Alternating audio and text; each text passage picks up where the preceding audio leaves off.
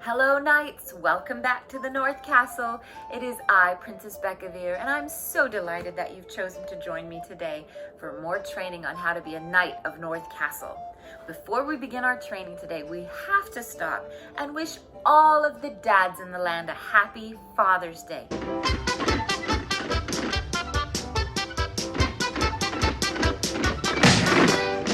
Yes, today is the day where we honor the kings of the castle. So to all of the dads and the grandfathers and the papas and the uncles and those men who are so special to us, who do so much for us, happy Father's Day. And if you haven't said it yet, make sure you take a minute to do it, okay?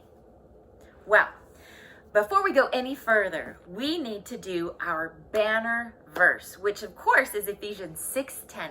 Will you do it with me now? Be strong in the Lord and in his mighty power. Ephesians 6:10. Very good, Knights. You know, we have had so much fun the last few weeks working on armor together. We made our belt of truth, we made our breastplate of righteousness, and we have had some amazing training times learning about some incredible young men. Well, today we're going to learn about an incredible young woman. You know, all of our lessons have been about being strong, standing up for truth, about being bold and courageous. But do you know what? Sometimes being a knight requires a little bit of gentleness.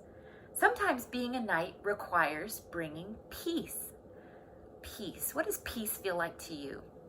When I think about peace, I think about people not fighting. I think about everybody getting along and being loving. I think about feeling calm. What do you think about when you think about peace? You know, peace can be all of those things, but sometimes getting to peace means we have to go through some things that don't feel very good. They might actually be uncomfortable.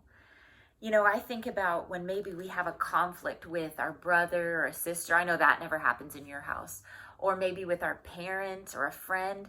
You know, when we're not getting along with someone, it does not feel good. It feels really terrible inside, and there's no peace. And sometimes having peace with them, well, it doesn't mean just getting up and walking away. I mean, sure, you're not fighting anymore, but there's no peace in that. Peace sometimes means sitting down and being uncomfortable and saying, I'm sorry. Sometimes peace means sitting down and working through our conflicts.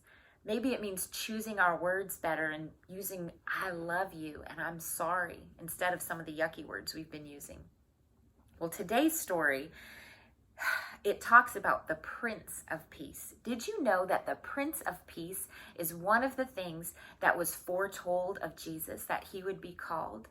And we know Mary, well, she was the mother of Jesus. And wouldn't you assume that the mother of Jesus, the mother of the Prince of Peace, the Son of God, wouldn't you imagine that such a woman would be a queen or a princess or a duchess or someone very important? Nope.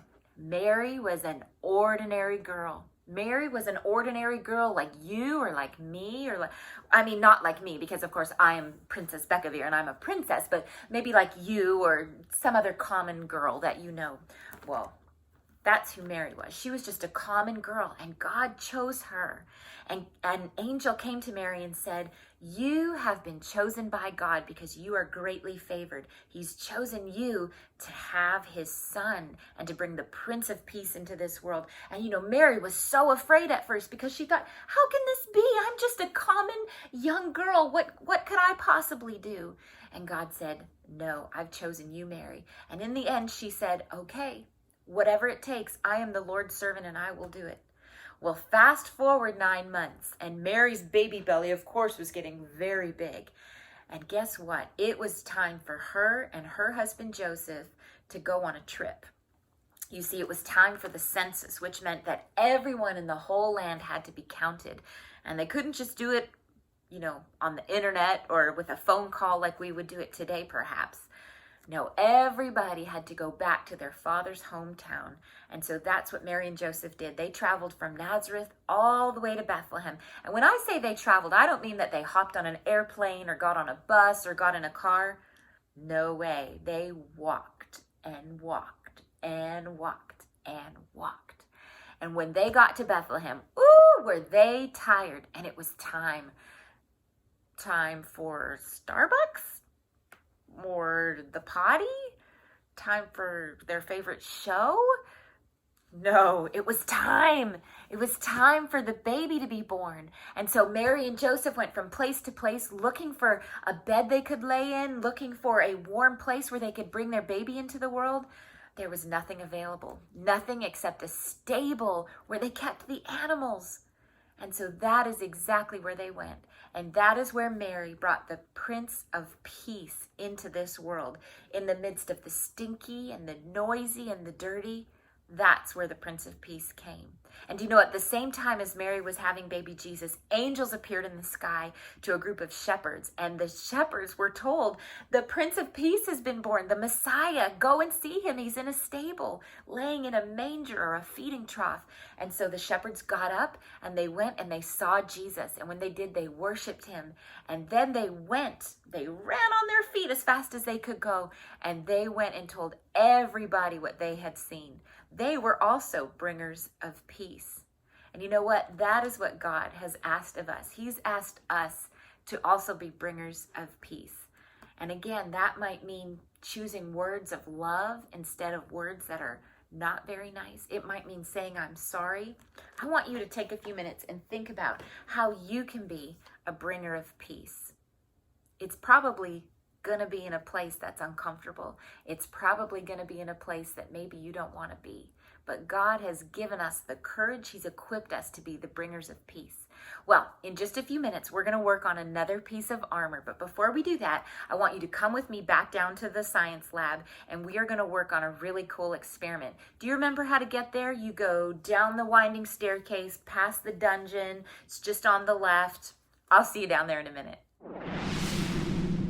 Oh, you made it down here. I'm so glad you didn't get lost like some of you did last time. You didn't see anything strange happening in the dungeon, did you? Okay, just checking. Well, today for our experiment, we're going to talk about sending these marbles on a little journey across this paper, just like we talked about Mary going on a long journey today. For this experiment, you're going to need a marble. It would be great if you had 2 different sizes of marbles, but one will do just fine. And you're going to need some paper and either a crayon or a marker or something to draw a path on your paper with, and a straw.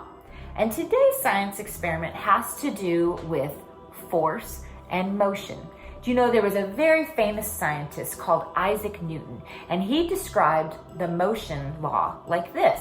An object in motion remains in motion until it's acted upon by a force. And an object that is at rest or not moving, well, it will remain at rest until it's acted upon by a force. So in other words, in order for something to get moving, a force needs to act on it. And in order for something to stop moving, a force needs to act on it. So that's what we're working with today. Here's our marble. Guess what? The marble's at rest. How do we need to get the marble to stop resting? We need to act on it with a force, and that's going to be me blowing through this straw. Let's see. One more time.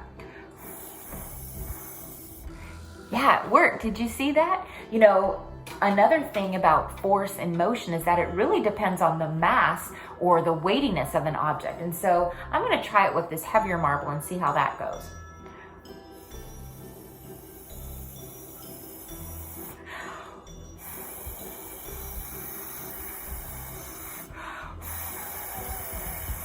Oh my goodness, do you see that? It takes a whole lot more force to get this heavier marble to go. If you wanted to try this experiment in a few different ways, you could do it. I made a really simple path, but you could design something much more complicated and see how that works and see how much force it takes to get that object to get moving. And what else you could do is you could take different objects that you have at home. You could take crayons, pencil crayons, you could take mini cars, even spaghetti noodles, and you could set up a different kind of course. And these little bumpers, if you will, kind of like when you go bowling, well, they're going to help stop my marble from rolling off. Let's see. Okay, well, that didn't work out exactly as planned. Let me try it one more time.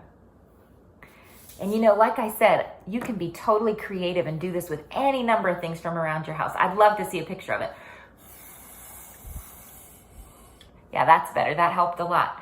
Well, guys, I hope you had fun with this science experiment. I hope you try all kinds of different things to see how force acts upon an object and how the different masses come into play. I'd love to see your pictures. I'd love to see your videos of it. Let's go back upstairs and make some armor. You want to? Okay. Whew. That trek up that winding staircase from the science lab. Tell you what, that is a workout. Well, I'm glad you joined me back up here because we need to work on a piece of armor before we go. You know, I hope you take some time to read Ephesians 6. That is the chapter where we get our banner verse from. And it also is where we get all of the plans that we need for making our armor of God. You know, we've worked on our belt of truth, our breastplate of righteousness. Well, the next piece of armor, Ephesians 6, talks about our peace shoes. It says to have our feet fitted with the gospel of peace. The gospel of peace. What is the gospel? Well, the gospel is the good news of Jesus and what he's done for us and how much he loves us. And so I think if our feet are covered with the gospel of peace, well, that could mean we are taking the message of Jesus to people by sharing with them how much God loves them and how much he's done for them. It could mean bringing peace into situations where there's conflict and people aren't getting along.